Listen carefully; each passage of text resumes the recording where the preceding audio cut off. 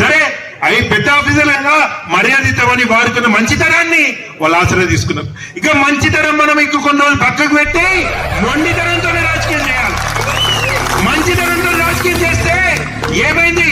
నా కుటుంబ సభ్యుల దగ్గర నుంచి కన్నీళ్లు గారినే వాళ్ళు ఏడ్చుకుంటే రాజని మాట్లాడారు, మర్చిపోలేకపోతున్నా. నేను ఇవాళ చెప్తున్నా, 4 సార్లు ఎమ్మెల్యేనే కావచ్చు, మీ అందరికీ దివాకర్ రావు గారి నాయకుడు కావచ్చు, నాకు కూడా నాయకుడే.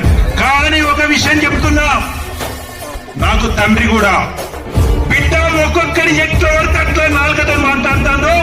అవకాశం వచ్చిన రోజు ఆ వీడియోలన్నీ నా దగ్గర ఉంటున్నాయి, మర్చిపోతలేను. సమాజంలో చీడపురుగులకు గ్రూప్ పెట్టుకున్నా, సమాజంలో చీడపురుగులను ఒక గ్రూప్ పెట్టుకున్నా. ఆ గ్రూప్ లో ఆ వీడియోలు పెట్టుకొని ఉంచుకుంటున్నా. అప్పుడప్పుడు చూసుకుంటారా బిడ్డ, ఎట్ట మీరు మాట్లాడుతున్నా చూస్తున్నా. దానికి ఖచ్చితంగా జవాబిస్తాను.